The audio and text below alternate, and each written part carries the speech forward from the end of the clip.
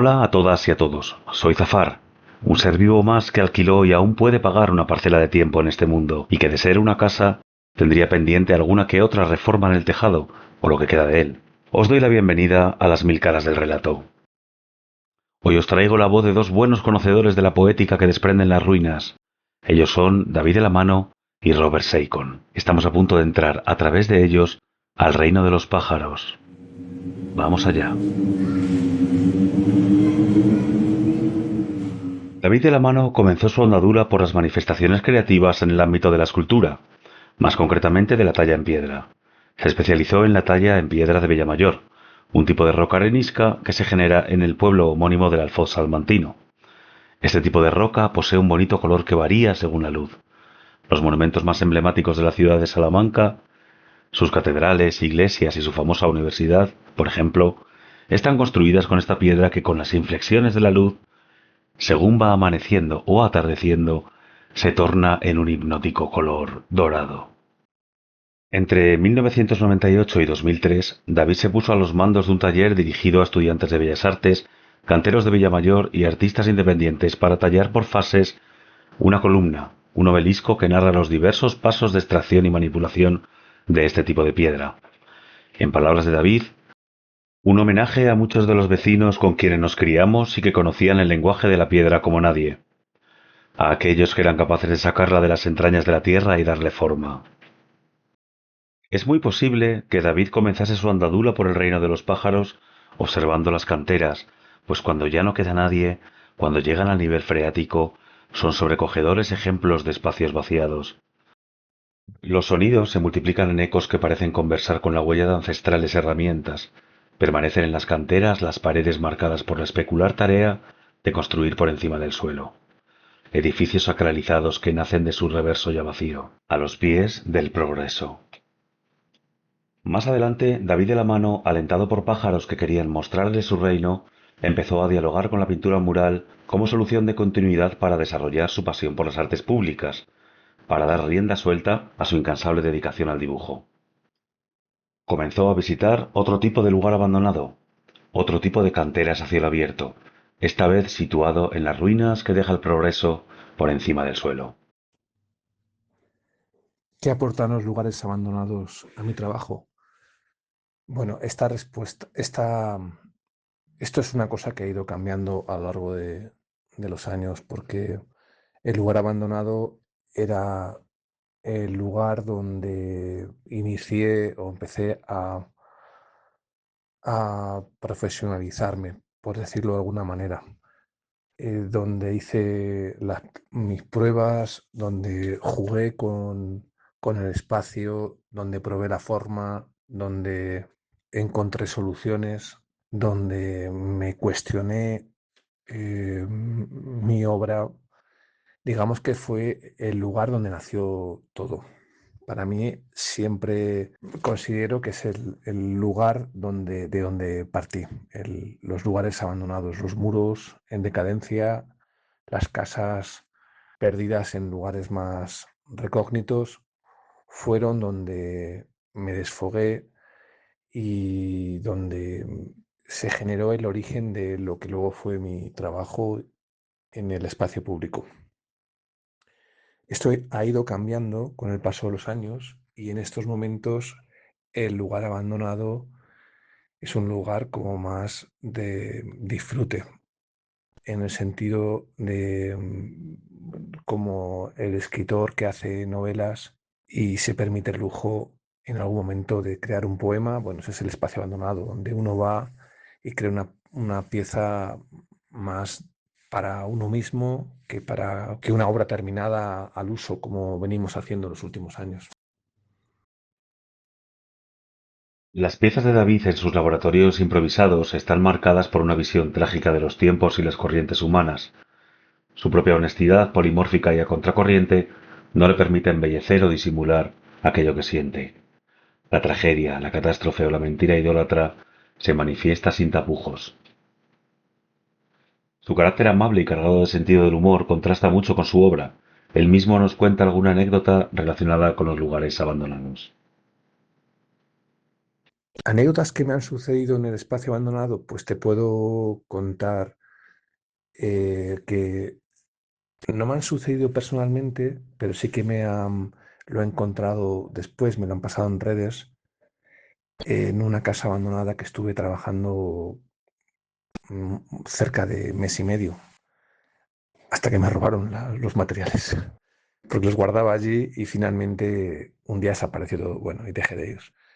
En ese lugar, al año, a los 2 años o 3, no me acuerdo, no sé bien, se grabó un programa del misterio y en el que se decía que se relacionaba lo que allí se encontraba, que en definitiva eran mis pinturas, digamos, lo que yo había, las instalaciones que había dejado hechas, fundamentalmente murales y obras raspadas, se entendían como una obra, no me acuerdo bien si demoníaca o bueno, por lo menos como una obra negra que efectivamente obra negra es, y con un diálogo como hacia lo oscuro y hacia la brujería.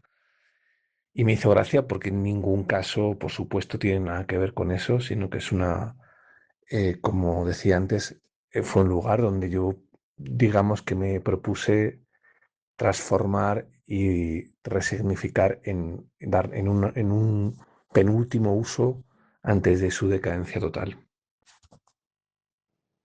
Éxodo, miseria y violencia se dan cita en sus piezas. Sin embargo, deja entreabiertos resquicios de esperanza ante la devastación. Pequeñas ventanas para huir, nunca al alcance de la mayoría, aunque estén a la vista de todos. En sus grupos humanos, quienes portan la imaginación, tienen el motor para desmarcarse. Las soluciones imaginativas. Parece que impele, espabila, la muerte te persigue, usa tu inteligencia, no seas una más, deja atrás lo que no importa y a quienes no le importas, y vive. A mi modo de ver, estas pinturas tan oscuras son estrategias motivacionales y automotivacionales. Una manera de plantarle cara al miedo es ponerle un espejo delante. Vivir no es lo que nos cuenta nadie. Usted es un adulto, usted es adulta. Utilice la imaginación de los niños. Eso también es pintar. Vamos ahora con Robert Seikon. Robert creció en Dynia, una ciudad al norte de Polonia. Vinculado desde muy pronto con el graffiti, Robert ha sabido utilizar la encriptación propia del movimiento para sugerir visiones cargadas de una lógica laberíntica y poética. Luz, forma y sonido impregnan el sentido de sus piezas. Robert comenzó y continúa haciendo uso de la zona taller, de los espacios abandonados. Nos ha enviado un texto a las 1000 caras del relato donde nos habla de la importancia que tienen estos espacios en su vida y en su búsqueda estética. Lo leo traducido del inglés a este idioma. Dice así: pintar en edificios abandonados siempre me ha impactado profundamente desde el comienzo de mi experiencia con el graffiti. Imagina que vas a pintar y todo ese lugar abandonado se convierte en tu estudio, tu espacio experimental donde solo estás tú y a menudo nadie más. Estás en un lugar remoto, a menudo en edificios medio destruidos, pero te sientes seguro. Puedes concentrarte en la relación con la pared y en tu libertad creativa. Me encanta trabajar en este tipo de lugares, porque siempre es la primera vez y siempre es una gran sorpresa con qué tipo de pared u objeto tendrás que trabajar. Le pregunto sobre qué recursos utiliza, cómo se prepara antes de atravesar el umbral de las ruinas, si tiene algún ritual. Robert responde: sí, tal vez no sean rituales a los que esté atado. Se trata más bien de organizar el equipo, sobre todo antes de grandes proyectos de murales. Además de desarrollar la movilidad, algo necesario en mi caso, antes y después de las sesiones de pintura y en general cada día. Siempre tengo mis bolsas de pintura listas para cuando quiera ir. Se trata más bien de seguir protocolos de seguridad en la primera visita y al entrar en un lugar nuevo. Desde el punto de vista psicológico y creativo, el proceso comienza inmediatamente después de elegir el lugar. Así que desde este momento es un proceso continuo hasta que la pintura esté terminada. En las paredes suelo practicar estilo libre.